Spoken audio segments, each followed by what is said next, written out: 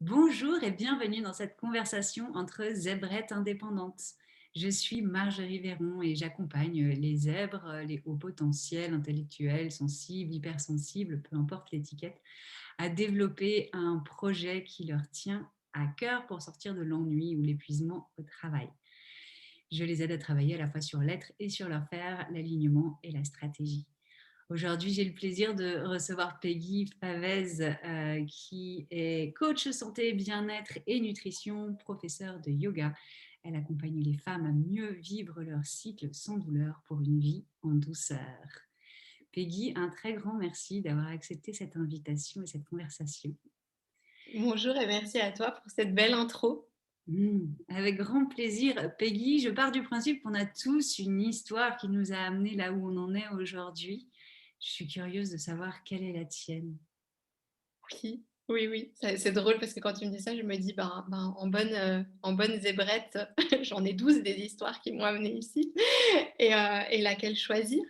Hem, je pense que pour moi, ce qui m'a amenée ici et là, maintenant, en tant que femme indépendante entrepreneur, c'est tout simplement mon corps, en fait. J'ai longtemps été complètement déconnectée de mon corps. Déjà petite, en fait, j'étais de celles qui restent enfermées, qui lit des livres, qui enfilent des perles. J'ai l'impression que et je le fais encore, hein, pour moi, enfiler des perles, des choses comme ça, c'est trouver une structure et puis lire des livres, c'était et c'est toujours et pour moi, c'était, avec le recul, un moyen de comprendre le monde, dans lequel je grandissais. Donc plutôt introspectif et puis finalement, j'ai très mal vécu mes premières règles, mon adolescence. Je l'ai dit en plus, je l'ai vraiment exprimé avec ces mots-là: «Je veux pas être une femme, je suis pas une femme, je suis un enfant». Donc mon corps a entendu ça et j'ai eu des cycles douloureux, des règles très douloureuses. J'ai été diagnostiquée d'endométriose mais comme beaucoup de femmes qui sont atteintes de cette maladie. J'ai eu un parcours complètement chaotique avant d'être entendue. Donc, j'ai attendu 30 ans avant d'être diagnostiquée, d'avoir 30 ans. Mais j'ai quand même attendu 20 ans donc avant d'être diagnostiquée, alors que les douleurs étaient là, que je les disais. Et je pense qu'il y a un mélange de ce côté introspectif, le côté, quand je dis certaines choses, on ne m'écoute pas, ou on invalide ce que je ressens, qui fait que je me suis coupée de mes ressentis, coupée de mon corps. J'étais que là-haut, que dans ma tête et puis dans ma tête, ça bouillonnait donc j'étais bien occupée et je réalisais pas, cette déconnexion, en fait. Donc j'ai un début de parcours, je disais, compliqué adolescent, après aussi jeune femme adulte, heu, pas si compliqué que ça dépend dans le sens où on entend compliqué. Mais pour moi, dans le sens de me chercher, de trouver ma place par rapport aux autres, par rapport à ce que j'aime faire, par rapport à ce qu'on peut-être projette sur moi aussi. Et je pense que, bah, voilà, finalement, un profil typique HP, mais dans le sens super adaptable, où je me suis tellement adaptée aux autres et à ce que je pensais qu'on pensait de moi, que je me suis un peu perdue, même complètement perdue.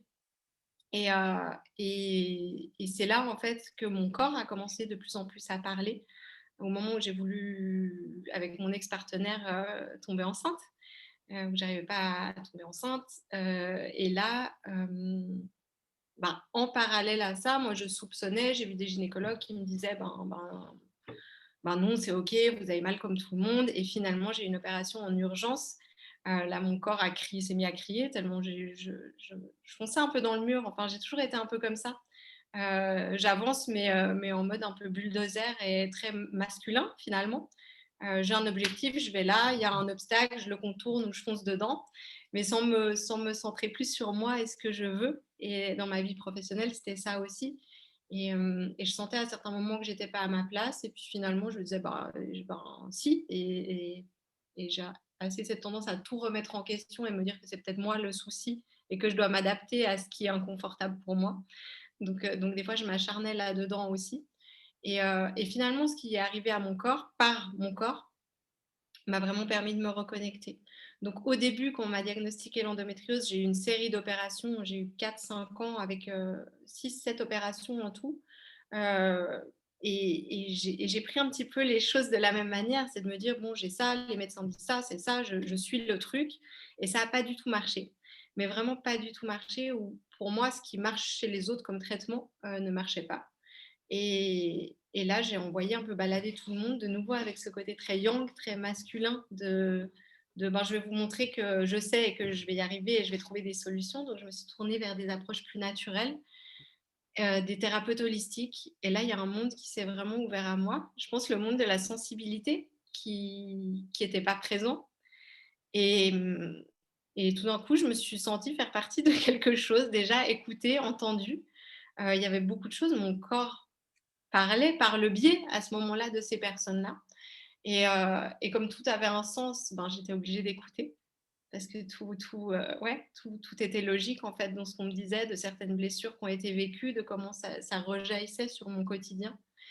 Et j'ai fait un énorme parcours à ce moment-là pour retrouver ma santé et pour ne plus souffrir, en fait. Et là, c'était vraiment au niveau du corps au début. Et petit à petit, ce parcours, il s'est aussi transformé en cheminant par rapport au féminin, de revenir au féminin, à être. Et, et puis après, j'y arrive, hein, mais c'est pour ça que je te dis, dans mon parcours, il y a tellement de choses. C'est que toujours pas de bébé, malgré le fait que mon corps me montrait très clairement que tout était OK, que j'ai eu une dernière opération, par contre, que j'ai choisi, en me disant: «J'ai fait tout ce qui était possible pour atténuer les douleurs, mais le bébé ne vient toujours pas, et je sais les lésions qu'on m'a décrites et qui sont, j'aime pas le mot impossible, mais qui sont très difficiles à faire partir naturellement». Donc là, j'ai été très, très bien accompagnée par un chirurgien. Ça fait 5 ans et demi que j'ai plus aucune douleur, aucun symptôme, que physiquement, je vais vraiment très, très bien. Mais voilà, le bébé ne venait toujours pas après ça, et on s'est séparés avec, mon conjoint de l'époque. Et moi, ça a été un électrochoc, en fait. Vraiment un électrochoc, parce que sur ce chemin, je me découvrais de plus en plus, mais j'étais avec lui, donc il y avait encore cette adaptation, à ma vie d'avant, de me dire: «Ben, voilà, j'ai cette vie-là, je suis avec cet homme-là, dans cet environnement-là, et on essaie de faire un bébé». Donc ma vie, je la voyais toute tracée. Et quand tout s'est écroulé, parce que c'est lui qui est parti, donc pour moi, ça a été, tout s'écroule, et j'ai vraiment eu un moment de: «Mais qui je suis là-dedans, en fait?» Je Voilà, mon travail, ça devient hyper compliqué. Alors là, c'était plus en termes de rythme, où ça convenait pas du tout à mon rythme physique et émotionnel, enfin voilà, où je me rendais compte que c'était trop pour moi. Je travaillais dans un foyer d'accueil d'urgence de la DAS pour bébés, donc c'était bien intense en termes émotionnels et puis aussi physiques avec les horaires. Et même si j'ai adoré ce travail, mais ça a toujours été des hauts, des bas. Et en fait, j'en avais marre de ça, j'avais envie de douceur et de tranquillité. Mmh. Et puis, depuis toute petite, je suis fascinée ailleurs, par le voyage. Donc j'ai tout claqué. En fait, en peu de temps, j'ai vendu mon appartement, j'ai vendu toutes mes affaires. J'ai pris une année sabbatique. J'avais besoin de ce filet de sécurité quand même, mais je suis partie. J'ai envie de dire, je suis partie en sachant pertinemment que je ne reviendrai pas, mais j'avais besoin de ce filet. Et ça a été une année, ouais, une révélation. Et là, dans cette année-là, je me suis plus rencontrée aussi dans mon féminin. Je suis allée dans des endroits où il y a des communautés qui sont beaucoup plus connectées je pense, au cœur, à l'être, à se découvrir, de développement personnel, yoga. Et j'ai découvert un autre monde, en fait, un monde où je me sentais vraiment bien. Et j'ai commencé à me former. Du coup, en yoga, j'ai fait plein d'ateliers, de workshops autour du féminin, des cercles de femmes. J'ai l'impression que voilà, j'ouvrais les vannes, en fait. Il y a tout qui sortait. Et puis dans ce parcours-là, c'est drôle parce que je me dis vraiment, j'aurais pu rencontrer que j'aime le définir comme ça, mais c'est un peu réducteur, mais j'aurais pu rencontrer simplement des hippies qui jouent de la guitare sur la plage et me dire: «Ben, je reste avec eux sur cette île et je joue de la guitare sur la plage». Mais j'ai rencontré beaucoup d'auto-entrepreneurs, beaucoup de personnes dans le milieu du développement personnel, des blogueurs, hem et c'est fou parce que dès que je retrouvais une espèce de liberté, genre voyage sac à dos, juste voyage, je rencontrais quelqu'un comme ça. Et quand on parlait de nos parcours, qui me disaient: «Mais tu as tellement à partager, mais faire un truc, mais en fait, tu pourrais vivre comme ça en partageant, ton expérience. En plus, maintenant, tu es en train de te former». Donc il y a tout qui s'est imbriqué. Donc au final, les formations que j'ai faites pour moi, parce que la formation de coach en santé et nutrition, je l'avais fait avant le voyage parce que c'était pour moi comprendre mon corps et arriver à prendre soin de moi. Le yoga aussi, c'était pour me montrer que, ben, je pouvais être dans mon corps et que mon corps était capable, en fait, pendant un mois de se lever à la même heure, de s'entraîner et que j'allais pas avoir mal, que ça allait être OK, que je pouvais et c'était vraiment plus par rapport à moi-même. Mais finalement, toutes ces formations se sont transformées en ma boîte à outils et qui fait que là, j'accompagne des femmes depuis, 3 ans maintenant et que je vis en nomade depuis 4 ans. Ouais. Génial. Voilà pour mon histoire, je crois. C'est une histoire particulièrement inspirante et qui fait clairement écho chez moi, qui résonne et je pense qu'il résonnera chez beaucoup de femmes très sensibles HP qui ont beaucoup vécu dans leur tête, notamment par Mmh. adaptation. Aussi, j'ai été beaucoup déconnectée de mon corps au point de plus vraiment savoir qui j'étais et ce que je voulais. Et c'est comme toi, le yoga qui m'a aidé progressivement à retrouver mon axe. Alors moi, j'ai pas traversé la maladie, j'ai eu cette chance-là. J'ai traversé la crise de sens professionnel. Et pour en revenir, bah, il y a effectivement tout un chemin qui peut paraître parfois un peu long et douloureux, mais qui devient une véritable richesse. Et c'est comme ça qu'on peut vraiment bah, devenir un professionnel, un expert de la problématique qu'on a connue et qu'on a réussi à résoudre. Donc ça, c'est très inspirant pour les gens qui nous regardent, qui nous écoutent et bah, qui ont peut-être qui connaissent ça en ce moment ou qui ont connu ça il n'y a pas longtemps et qui se demandent ce qu'ils pourraient faire de toute cette expérience. Parce que bah, comme toi, Mmh. moi aussi, je me suis formée à beaucoup de choses et je l'ai fait avant tout pour moi. Et puis au bout d'un moment, on rencontre des choses qui sont tellement importantes, qui nous ont tellement changé et fait évoluer, on ne peut pas faire autrement que de les partager. Je crois Alors, aussi.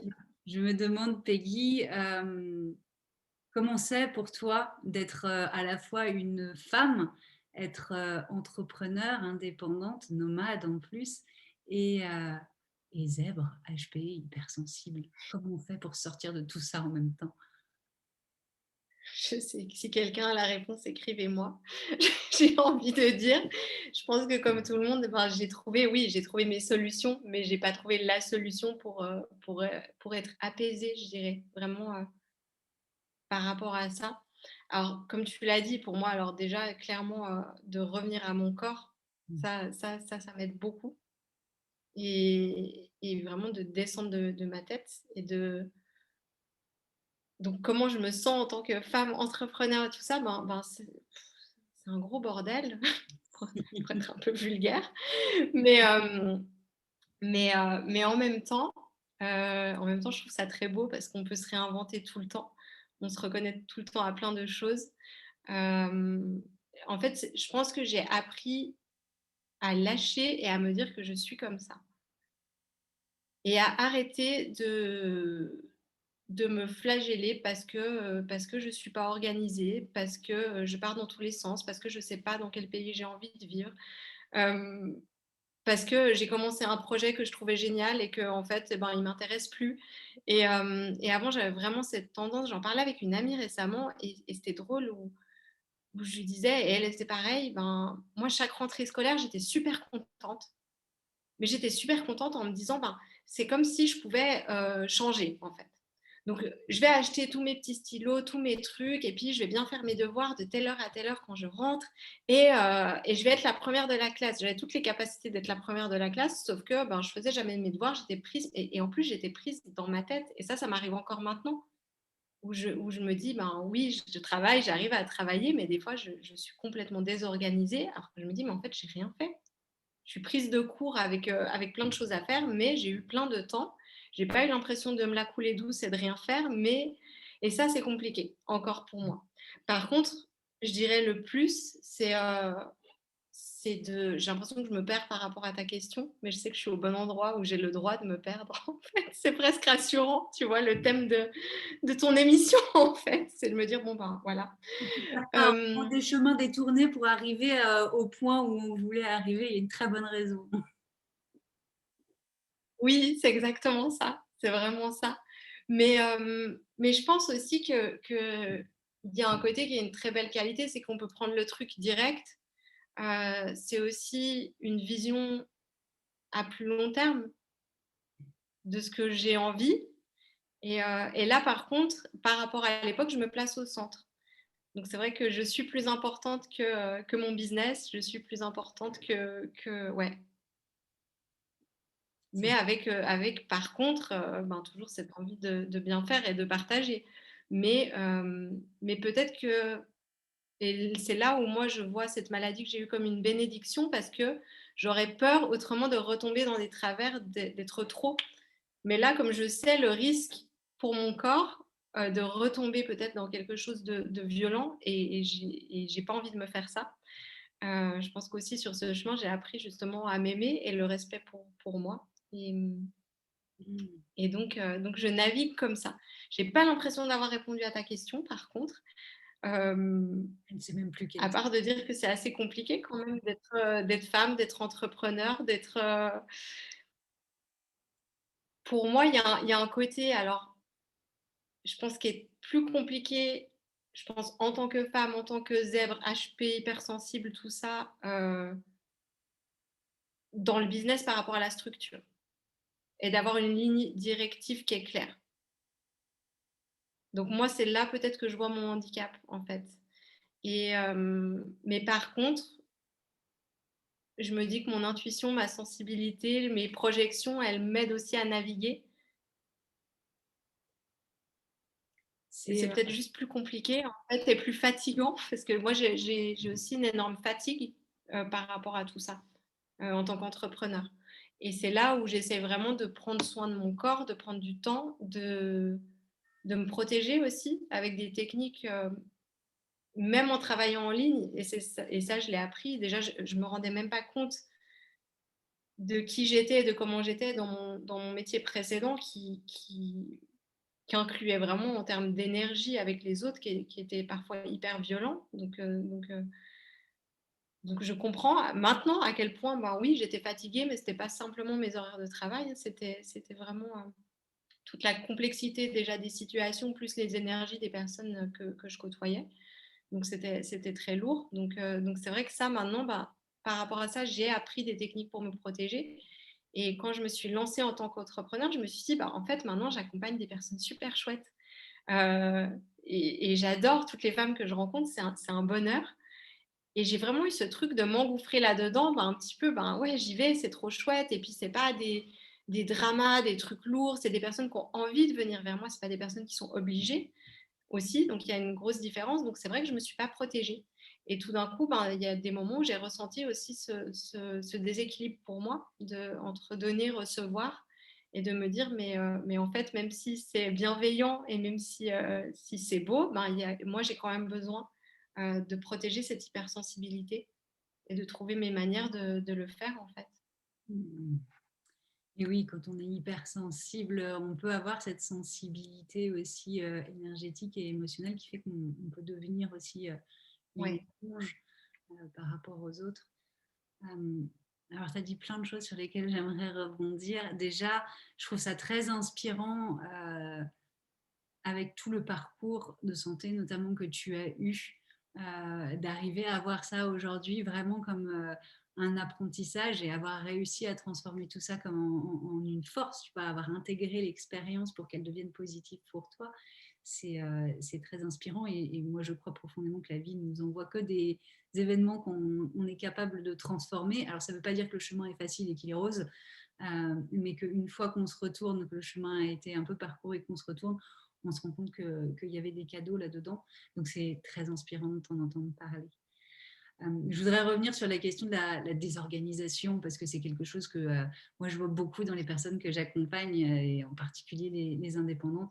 Elles ont plein d'idées et ça part dans tous les sens. Et du coup, effectivement, on a fait 50 trucs dans la journée, mais à la fin, quand on se retourne, à la fin de la journée, on se dit mais qu'est-ce que j'ai fait aujourd'hui? J'ai rien fait, je suis partie dans tous les sens.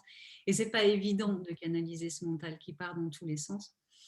Donc avoir une structure, une ligne directrice, c'est important, pour autant qu'elle ne soit pas enfermante non plus. Et c'est là où je trouve super que tu fasses vraiment confiance à cette intuition, à cette part de toi qui sait, et de t'en remettre à elle, même si parfois on ne sait pas trop où ça nous emmène et on peut résister un peu et se trouver fatigué par rapport à tout ça. C'est une véritable force pour moi d'arriver à faire tout ça. Et le fait que tu te rendes compte aussi que tu donnes beaucoup, que tu ne reçois pas assez, donc du coup que tu te donnes à toi pour équilibrer, c'est des clés vraiment importantes que tu partages avec nous. Peggy, merci beaucoup parce que je crois que c'est quelque chose qu'on retrouve beaucoup aussi chez les femmes en général, celles qui sont très sensibles en particulier, d'avoir ce- cette volonté viscérale de partager, de donner et de s'en oublier soi-même parfois. Alors la nature est bien faite, on a un corps pour nous le rappeler régulièrement et c'est ça aussi la beauté d'être connecté à son corps. Alors dis-moi, Peggy, c'est quoi tes trucs, tes meilleures astuces pour te ressourcer, toi? Parce que chacun a sa façon de se ressourcer. Tu l'as dit, hein, il n'y a pas de solution universelle et ça, c'est très honnête et authentique de ta part. Moi, je n'ai pas trouvé non plus de solution qui marche pour tout le monde. J'ai trouvé des trucs qui marchent pour moi, qui Mhm. marchent parfois à un moment et puis qui ne marchent plus après, qui marchent dans certaines phases de mon cycle et pas dans d'autres phases. Alors, je suis curieuse de savoir, c'est quoi les trucs qui marchent pour toi en ce moment? Alors les trucs concrètement, alors moi je sais par exemple que le matin j'ai besoin de beaucoup de temps pour moi, pour vraiment trouver plus de structure et surtout de ne pas me faire envahir par l'extérieur. Parce que comme je sais qu'après mon cerveau part trop vite et que tout part trop vite, j'ai besoin d'un minimum de stimulation. Donc pour moi, c'est de ne pas prendre mon téléphone pendant au moins 1 heure, de ne pas recevoir de messages, de ne pas lire mes mails, de pas voilà, de vraiment d'éviter un max des stimuli, d'être dans mon corps. Moi, je fais un body scan dans mon lit, déjà avec chaque partie de mon corps pour vraiment être là, être présente à moi. J'ai aussi des petites techniques de protection que je me fais, de protection énergétique.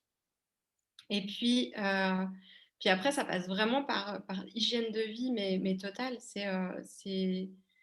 C'est vraiment, bah, ça va être soit d'être dans mon corps, dans le sens d'aller me balader ou de faire quelques mouvements. Je suis pas, alors que je suis prof de yoga, mais je me fais pas des grosses séances de 1, 2 heures le matin comme les gens ont tendance à imaginer que les profs de yoga font. Donc moi, ça peut être 5 minutes, danser 5 minutes, mais juste en fait être dans mon corps ou juste bouger et juste ressentir d'être dans mon corps. Et c'est ça où des fois, moi je dis souvent aux personnes que j'accompagne ou à mes élèves, où je dis mais si vous êtes 5 minutes, moi je le fais des fois et je suis assise sur mon lit et je bouge ma nuque, je bouge mes épaules, je bouge mon bassin et puis voilà, je reviens juste à l'intérieur et c'est déjà bien. C'est déjà bien. On n'a pas besoin voilà, d'accumuler non plus les routines, les rituels, etc. Parce que ça devient très compliqué après de suivre le rythme. Donc oui, je pense que toi aussi, tu vois, oui, parce qu'on a un petit peu les mêmes formations, le même parcours aussi par rapport à tout ça. Donc c'est vrai que ça prend du temps. Après, moi, ça passe vraiment aussi par manger, bien me nourrir. Et c'est vraiment me centrer d'abord sur moi et sur mon corps avant d'aller vers l'extérieur, avant d'être même en contact avec d'autres. Parce que je sais à quel point je peux être envahie par les émotions des autres, par les histoires des autres et, mmh, et m'y engouffrer en fait. Mais parce que ben, c'est là, je trouve des solutions ou alors ben, c'est de la bienveillance, d'être empathique, d'avoir envie d'écouter l'autre. Mais si je ne me suis pas centrée d'abord sur moi, après ça peut me perturber toute une journée. Et c'est vraiment de retrouver ces moments où je garde mon centre. Et pour moi, ça passe par être seule, vraiment. Et avoir vraiment des moments seuls et me retirer. Oui, Et je respecter. crois que c'est vraiment ce que j'ai trouvé. Ouais. C'est respecter ses besoins de solitude, de silence, et c'est ce que tu dis, et ce que moi j'invite aussi les personnes que j'accompagne à faire, c'est commencer la journée par soi, parce que ben, on est déjà très sensible à tout ce qui se passe autour de nous, donc de toute façon, on sera sollicité soit sensoriellement, soit émotionnellement, soit intellectuellement par ce qui se passe autour. Si on n'a pas commencé la journée connecté à soi, on va avoir beaucoup plus tendance à se laisser emporter par les autres. Et comme tu l'as très justement dit, même 5 minutes, déjà, c'est top. Mhm. Moi non plus, prof de yoga aussi parmi mes différentes cordes, je ne fais pas 1 heure de pratique tous les matins. Il y a des matins, c'est même 2, 3 minutes dans mon lit. Comme tu le dis, s'étirer ou bouger un peu, juste rentrer, voilà, reprendre contact avec son corps. Et je trouve que c'est beaucoup plus efficace pour moi de faire 5 minutes tous les matins que de me faire 1 heure et demie, une fois par semaine de yoga, parce que les bénéfices durent, mais c'est pas la même que la régularité chaque jour, chaque matin. Donc ça, c'est vraiment un truc précieux parce qu'on pense que c'est beaucoup, qu'on peut mettre beaucoup de choses, on doit mettre beaucoup de choses dans son rituel du matin. Mmh. Et en fait, ça n'a pas forcément besoin d'être très dense, ça a surtout besoin d'avoir une grande qualité. Et, Oui, et tu nous parles aussi de ton alimentation. Alors, bah voilà, l'alimentation, c'est aussi un de tes trucs, c'est aussi un des liens avec la naturopathie. Je suis curieuse de savoir si tu as remarqué d'expérience qu'il y avait certaines choses, certains aliments ou certains compléments, je ne sais pas, qui facilitent un peu la vie des femmes en général, des hypersensibles en particulier. oui. Alors là, tu as dit bah, alors par rapport aux compléments, pour moi, le magnésium, Mm. clairement, moi, j'en prends tous les soirs et c'est vraiment quelque chose je fais jamais de pause, quoi. Enfin, tout le temps. Et des bains aussi avec du magnésium, du sel d'Epsom, vraiment pour calmer, apaiser le système nerveux. Et, et pour moi, alors parce que là, j'entre dans l'autre facette, plus justement, c'est plus système nerveux. Donc pour moi, ça va vraiment être de me nourrir régulièrement. J'ai dit souvent, j'en parle avec mes clientes et j'en ai parlé sur les réseaux et c'est la grande mode des jeûnes intermittents, mais je sais par exemple que pour moi, c'est pas OK du tout, que je suis pas ancrée si je ne mange pas, et après de toutes mes lectures et de mes recherches, c'est pas terrible pour le système nerveux. Alors oui, si c'est fait le soir, mais pas le matin. Et donc pour moi, c'est important de manger le matin. Et si on n'arrive pas, parce qu'on me dit toujours: «Oui, mais moi j'arrive pas», c'est simplement de prendre une poignée d'amandes, de se boire juste un jus ou quelque chose, mais juste pour donner le signal à son corps que, c'est OK, en fait. Il y a pas besoin de se mettre en mode survie: «Qu'est-ce qui se passe? La nourriture arrive pas» et cetera.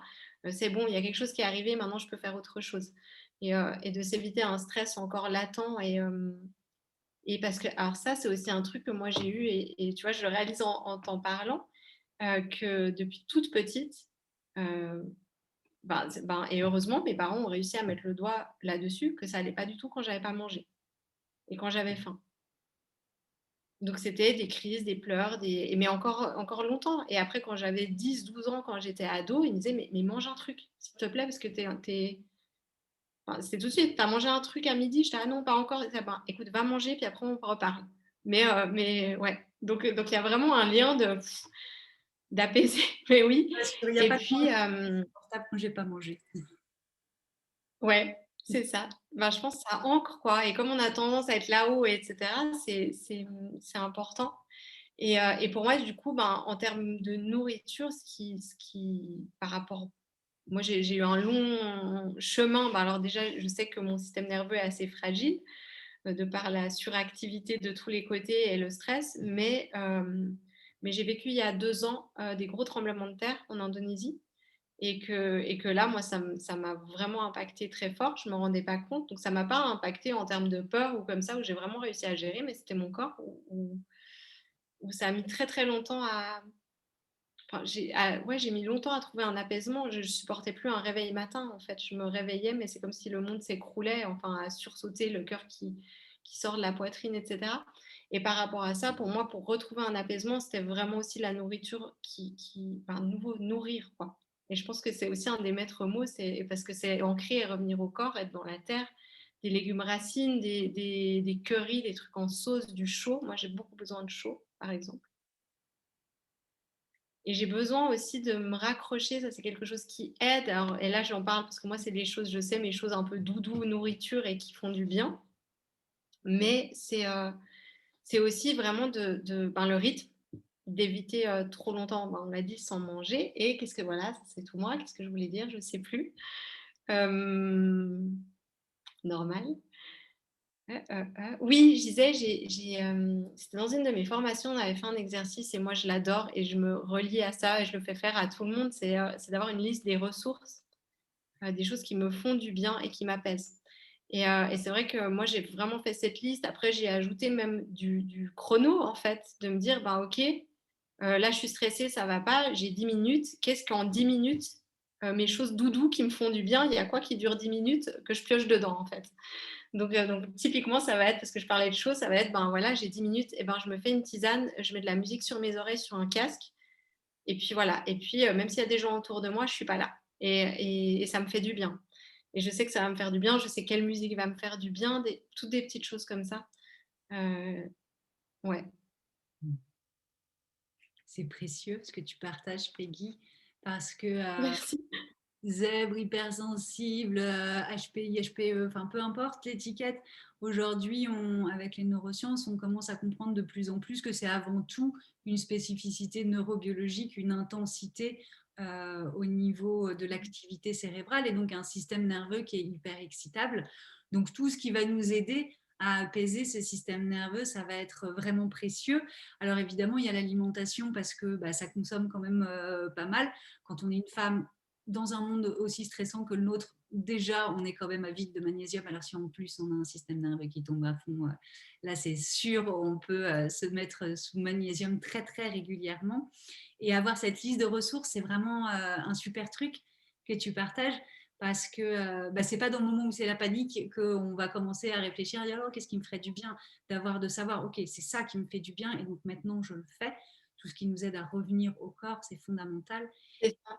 Et ce que tu as partagé aussi sur ce traumatisme que tu as vécu, parce que c'est un traumatisme, même si le mental dit non, non, c'est bon, tout va bien, lui, le corps, il sait, le corps, il n'oublie pas. Et quand il commence à manifester ces symptômes-là de traumatisme, c'est important de revenir au corps, de l'écouter. Et moi, je comprends aujourd'hui que le corps, il a besoin de finir son cycle, en fait. Si on est dans le traumatisme, c'est que le système nerveux a été surchargé et qu'on n'a pas pu finir le cycle complet du stress et que du coup, le corps le revit encore, encore et encore. Et se faire accompagner là-dedans ou connaître les techniques pour décharger ça, c'est très important aussi parce que sinon, le système nerveux va continuer à être suractivé en permanence. Donc, je dis pour les personnes qui nous écoutent, si c'est des choses que vous vivez, vraiment faites quelque chose parce que ça ne va pas partir tout seul. C'est quelque chose à prendre au sérieux et c'est quelque chose qu'on sait aujourd'hui très bien traiter avec des professionnels qui sont compétents et qui sont au courant de tout ça. Et derrière, c'est quand même c'est une libération parce que c'est bon, c'est vécu. Il reste peut-être une empreinte émotionnelle, mais elle n'est plus aussi importante au niveau nerveux. Et là, la liste de ressources, parfois, ça suffit pas. Donc, c'est pour ça que je le Mais précise. Mais quand on est complètement. dans cet état-là, une bonne liste de ressources et connaître ce qui Oui. nous va bien à nous, c'est vraiment super, super important. Ouais. Et puis, moi, je mets de la rigueur aussi à certains moments, tu vois, typiquement, ben, si je vais chercher mon courrier, je vais le chercher à un moment où je suis bien. Où je vais vraiment me dire, bah, pareil, je vais être là, ben, je me fais une tisane, je mets une musique que j'aime bien, je suis tranquille. Là, j'ouvre mon courrier. C'est pas quand j'ai déjà eu une mauvaise nouvelle que je me suis sentie envahie dans les transports en rentrant chez moi et que je me dis, mon Dieu, j'en peux plus et tout, etc. Et que là, ben, j'ouvre ma boîte aux lettres, j'ouvre l'enveloppe et il y a une mauvaise nouvelle qui me tombe dessus. Bon, on reçoit plus beaucoup de courriers, mais voilà, on va prendre l'exemple du téléphone et avec les mails, mais de se dire, ben, en fait, déjà de travailler à cet apaisement avant d'en rajouter, en fait. Et je fais pareil. Et ça aussi, c'est un petit truc par rapport, je trouve, quand on travaille et quand on doit s'organiser soi, c'est moi aussi des fois de me dire, je veux aucun stimuli extérieur pendant 1 heure et je me focus là-dessus. Parce que je sais qu'il y a un truc qui va me faire penser dans ce que je suis en train de faire. Ah, mais en fait, il faut que je prenne mes billets d'avion. Donc, je vais aller regarder à quel prix sont les vols. Et après, le truc. Et j'ai oublié d'appeler un tel que j'avais rencontré dans ce pays et j'ai pas répondu à son message, je réponds. Donc, j'essaie vraiment de me dire non, là, c'est ça. Tu as décidé de faire ça. C'est 1 heure. 1 heure, c'est OK, tu le fais. Et ouais. Mais ça demande un peu ben, ce côté. Et moi, j'aime bien parce que je sais que toi aussi, t'accompagnes par rapport au féminin. Et moi, je suis vraiment entrée dans ce féminin, féminin sacré, etc. Je dois être dans le féminin. Mais il y a des moments où je me dis non, mon énergie masculine, elle est là et je l'utilise quand il faut. Et ça, pour moi, c'est utiliser mon énergie masculine, de dire non, non, mais là, il y a besoin de cadre et je cadre, en fait. Mm. Vraiment. Les deux, Je trouve hyper important. on a Ouais. beaucoup les deux. Et finalement, bah, tu disais, j'ai pas de mon problème, c'est structure et la ligne directrice. Bah, en fait, il y en a une. Pour toi, c'est déjà partir sur une base au moins neutre, quelle que soit l'activité que tu mets en place, de partir avec un système nerveux qui est déjà Ouais. apaisé, au moins pas déséquilibré, et d'avoir cette discipline, qui n'est pas un gros mot, contrairement à ce qu'on pourrait le croire, de vie qui fait que tu arrives à te maintenir dans cet état-là. Et ça, c'est quand même un côté. Alors, bon, moi, j'utilise les termes yang pour éviter de coller sur les femmes la douceur et sur les hommes la solidité, la force et l'action. Mais c'est un côté, on a toutes ces deux facettes, ces deux polarités, yin et yang. Et privilégier l'un au détriment de l'autre, il y a un moment ou un autre, on va se perdre, forcément. Et c'est super intéressant que tu le relèves aussi, que ben, c'est pas parce qu'on est une femme qu'on n'a pas, on n'a pas besoin et on n'a pas le droit de faire des choses qui sont, d'après la société, réservées aux hommes, qui sont de l'ordre de l'énergie masculine, comme poser un cadre, par exemple. Mhm. Ouais. Est-ce que il y a peut-être, je sais pas pourquoi c'est ça qui me vient, un truc de yoga que tu aimerais partager aussi, qui est particulièrement efficace pour toi dans ces moments, soit pour repartir dans un état C'est la santé, respiration. respiration. Ouais, pour moi, c'est la respiration. Euh, c'est vraiment, il y a différentes choses parce que pour moi, le yoga, ça calme mon cerveau quand c'est en mode très, très yang en fait. Mais je le fais plus par contre, donc c'est assez marrant. Mais je sais parce que peut-être c'était au début et que maintenant je repars dans mon cerveau parce qu'avant c'était je dois respirer comme ça, mettre ma main là et tout, ça laissait pas la place aux pensées de tourbillonner. Et maintenant je me retrouve plus dans des pratiques yin, vraiment immobile, complètement immobile et d'écouter ce qui se passe. Et ça me fait vraiment du bien. Mais vraiment pour moi c'est la respiration. Si tu me dis en yoga, c'est quoi qui te fait, c'est vraiment la respiration. Quel type de respiration? Parce que moi, je sais que au tout début, quand je faisais du yoga, j'allais à certains cours, et notamment des cours de vinyasa, et je sortais des Ouais, cours, j'étais encore plus speed que quand j'étais rentrée. Donc, je suis ouais. curieuse de savoir quel type de respiration tu pratiques. Alors moi, les types de respiration, c'est vraiment hyper basique. Je fais des respirations au carré où j'inspire sur 4 temps, après je retiens sur 4 temps, j'expire sur 4 temps, du coup je vous fais le carré, et je retiens de nouveau sur 4 temps. C'est la cohérence cardiaque hein, finalement, avec des rétentions par contre. Enfin, quand je dis rétention, c'est des stops dans la respiration. Ma cohérence cardiaque ou Nadi Sodhana, qui est une respiration alternée, en fait, où on alterne entre les narines et qui rééquilibre. Donc c'est une respiration que j'aime beaucoup aussi. Mais en fait, c'est drôle parce que moi, j'ai l'impression alors, il y a peut-être le côté qui nous lie aujourd'hui. Et puis, moi, je suis partie très loin à vouloir tout explorer. Et je me rends compte maintenant, tu vois, que tu me poses la question, que je reviens à des basiques, basiques. Ouais. Vraiment. C'est ça que je trouve intéressant dans Ouais, ce cerveau en effervescence, c'est qu'il nous amène à explorer plein de choses, à aller au bout de certaines choses, celles qui nous passionnent, à en laisser tomber d'autres en cours de route. Alors on dit, ah, tu finis rien. Mais non, j'ai trouvé ce que j'allais chercher. Et puis, ouais, le tour étant fait, ben, on se rend compte que, en fait, c'est très simple, c'est essentiel, mais on avait besoin d'aller jusque-là pour pouvoir ouais. accepter que finalement, la clé, elle est dans la simplicité. Mhm. Mm. Ouais, je pense aussi. Un grand merci, Peggy, pour ces partages. Si on veut te retrouver, où est-ce qu'on va? Où est-ce qu'on va? Alors, j'ai un site internet. Je te donnerai de toute manière tout ça. En douceur, donc en-douceur. Mon Instagram aussi en douceur, par contre, tout lié et avec un zéro à la place du O. Je suis beaucoup plus active sur Instagram que sur les autres réseaux. J'ai aussi une page Facebook, mais que j'exploite moins. Mais j'irais vraiment Instagram, j'ai une chaîne YouTube. Ben, ouais, je pense que ça, c'est aussi typique. En fait, vous pouvez me trouver partout. Mais vraiment, là où je suis plus active, c'est Instagram. Et puis YouTube, j'ai commencé il y a quelques vidéos, une dizaine, je crois, quand même. Mais, euh, mais ouais, principalement Instagram et puis du coup sur Facebook en douceur. Ok, super. On met les liens sous la vidéo, comme ça vous pouvez y accéder directement. Un très grand merci, Peggy, pour tous ces partages inspirants, et je pense qu'ils sont très utiles à ceux qui nous écoutent et celles qui nous regardent, parce que c'est riche, c'est dense et c'est surtout pratico-pratique, et on n'est pas trop dans la tête, là on est bien redescendu dans le corps, et c'est de ça dont on Oui, a c'est besoin. vrai. Merci pour ce voyage. Merci à toi. Merci beaucoup. Avec grand plaisir. Et bah, pour ceux qui nous regardent, si cette vidéo vous a plu, vous a parlé, il y en a d'autres. C'est toute une série, les conversations entre zèbres et zébrettes indépendants, indépendantes, que vous retrouvez sur ma chaîne YouTube. Merci encore, Peggy, et à très bientôt. Merci. À bientôt.